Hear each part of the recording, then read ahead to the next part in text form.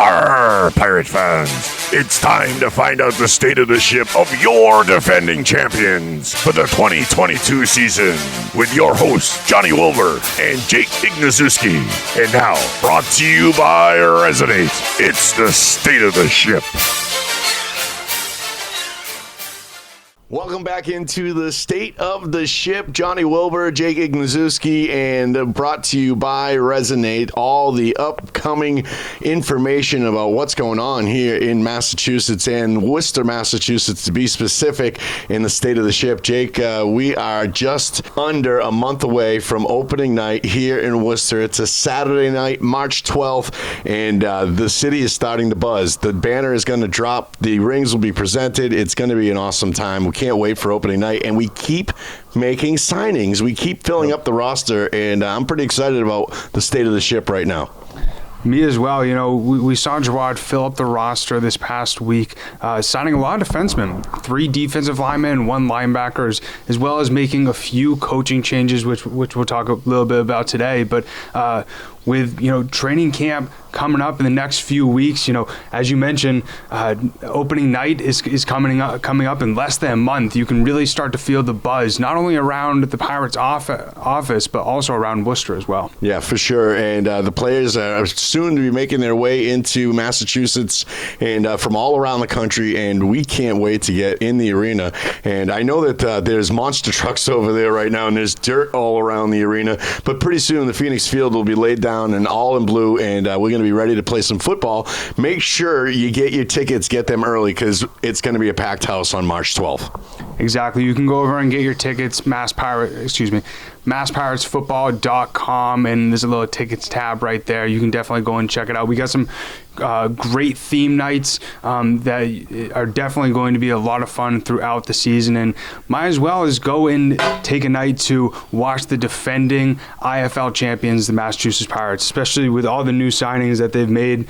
It's definitely going to be a really exciting season. It's a great time to bring the family out. It's affordable, it's family friendly, and it's fun. And I'll tell you what, there's not going to be any better night to be in the DCU Center than on opening night when they raise that banner to the ceiling. I don't know that there's any other banners in the DCU Center, not championship ones at least.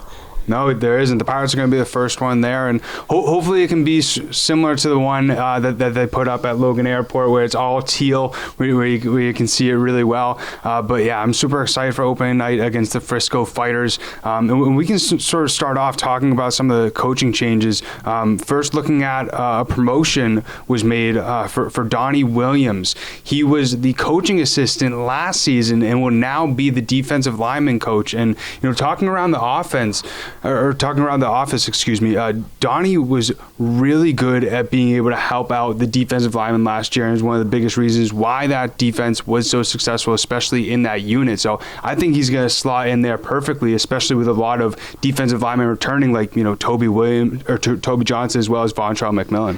And that defensive line just continues to fill out. That's going to be a big battle. We just signed 3 more defensive linemen this week, and there's going to be a huge battle in the trenches for who gets signed. You can only keep so many. There's going to be a couple of cuts made, and it's going to be great to see. It's got to be a contest because last year we had pretty much the greatest defensive line in all of the IFL, and I don't expect much less this year.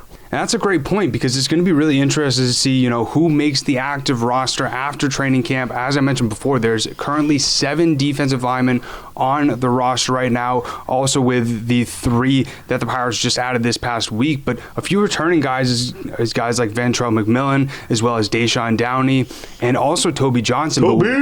But one guy that they picked up earlier this offseason is Jemias Pittman. But it's going to be a very interesting dogfight throughout training camp to see who actually wins it out.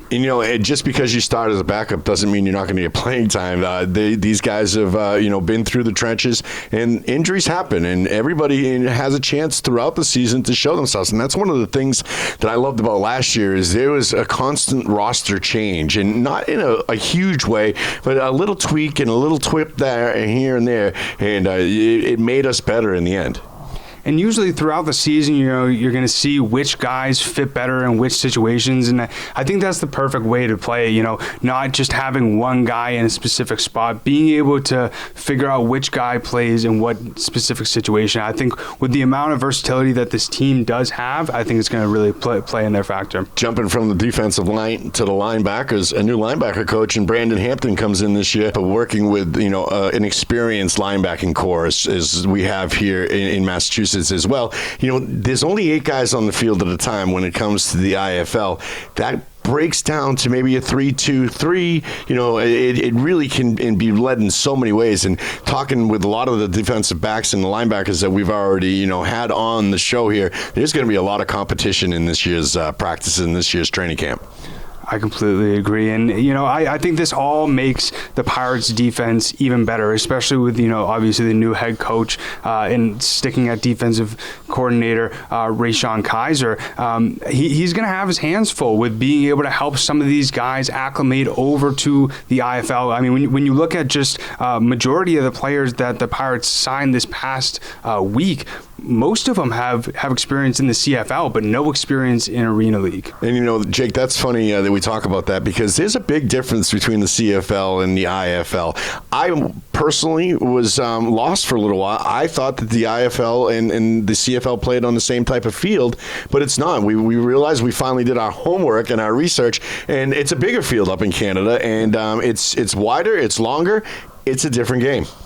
Exactly, and it's 110 total yards, and with them being able to acclimate to the IFL, I think it's a little bit of an adjusting period. But Coach Kaiser really mentioned that he prides himself on having that patience and being able to teach the guys during training camp and help that adjustment be as quickly and easy as possible. And you talked about linebackers. The Pirates also signed a new linebacker in Rashawn Hughes. And he's a guy who played with the Packers with their preseason squad in 2018. And interestingly enough, played 5 years at the University of Texas. Was a Senior Bowl watch list person during his senior year, and also was a team captain. So I think him going on the team, I think he's going to bring a lot to the defense. I think so too, and a lot of speed to the defense as well. As a lot of these guys, they come off the big fields and they're going to be able to adjust in a better way than, say, a wide receiver or somebody like that. A defender's, you're there to defend. The receiver's not used to having that wall out back there, so you have to be able to see, how much of a difference and what type of, adjustment they really have to make from the CFL or, coming out of that college league or even the XFL. It's coming into the IFL if you haven't played here yet for a season like some of the, veterans have. Right, 100%. And looking at some of the backgrounds of some of the other guys that they signed this past week as well. Looking at Claudell Lewis, he played for 2 seasons in the CFL. Was named the most outstanding rookie in 2018 for the CFL. Spent time as an undrafted free agent with the Bills as well as the Vikings back in 2016. When you really look at a lot of the guys that the Pirates picked up this past week, a good amount of them have some experience in the NFL. 5.5, 6.5 sacks per game or per season. Averaging a tackle or 3 tackles a game. It's pretty impressive. Some of the names and sizes of these guys that they brought in and their abilities to be able to not only tackle but to be able to make disruptions and disrupt the play. And when you come out of programs like Dallas and like Green Bay, and last week we were talking with T.O. came out of Green Bay and catching passes from Aaron Rodgers. You've played with the big boys, and you're coming to play with the bigger boys. Very true, and I think the biggest thing that we got to look at is how all these guys are going to mold together once training camp does start. And if I were a running back in the indoor football league of any of the other teams, I'd be shaking in my shoes right now, thinking that. And I last year had to go up against guys like Toby Johnson, Ventrell McMillan, the record-breaking Deshaun Downey at defensive lineman. But now they got 3 very good defensive players that they brought in this past week who I think are going to make a huge impact. And one person that we have not mentioned yet who the Pirates re-signed is offensive lineman Marquise Lewis. And he was a guy who was a huge force on the offensive line for the Pirates last season, helped them rank third in scoring as well as in total yards. And he was one of the biggest reasons why the Pirates were one of the best rushing attacks last season. Yeah, and Marquez really led the front line and was able to, hold off a lot. We've seen Alejandro; he moves very well in the pocket, but it's a short. There's not a lot of time back there. You need these guys up front to be able to do a good job and not get penalized. And that was one of the things that the Pirates were very good on last year. Is they didn't get called on a lot of holding. They didn't get a lot of flags that can really hurt a team.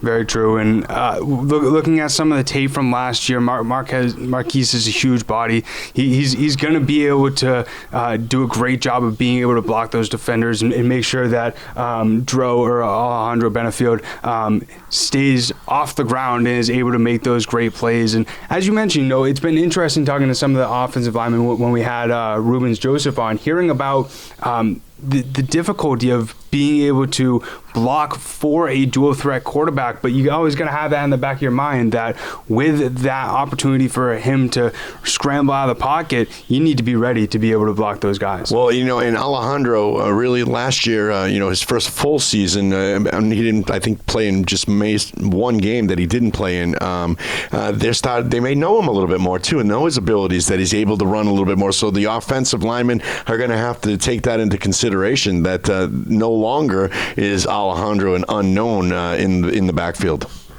Very true, and I think it's going to be really interesting to see how all these new signings really mold together. How is this going to help the chemistry? We've heard throughout this offseason how big that chemistry factor was for the team last year to make sure that they were successful and ultimately won the championship. We'll have to wait and see who steps up at running back this year too, as we're going to be missing Justin Stockton, who went on and signed in the CFL, and he's on to play up there in Canada.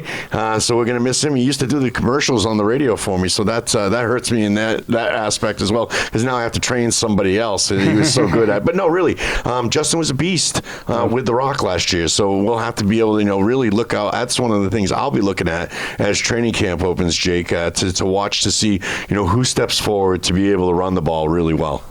I think that one guy, he was on the team a little bit last year in the later half, is Martez Carter. He's somebody when you see what he's done throughout this offseason to prepare for the season, he's also somebody, interestingly enough, who went to an HBCU. So being able to read through his story, see what he's overcome has been really interesting during this offseason. But his skill on the field is unmatched. And I think with his familiarity, not only of the offensive, but of the Pirates and the IFL, I think it's going to really help them. Well, you have to be, honestly, you have to be comfortable with your environment as well. So, you listening out there, fans, make these guys feel comfortable when they come here. They want to come here. They want to play. They want to be able to put on a great show for you. And, hey, this is football, and this is indoor football, and I can't wait to get on the field, Jake. I don't get on the field, but if I could, I would. Did you play football, Jake? I didn't, unfortunately. I played football. I was a defensive lineman, and I got to tell you, there's just one more tackle I want to make. I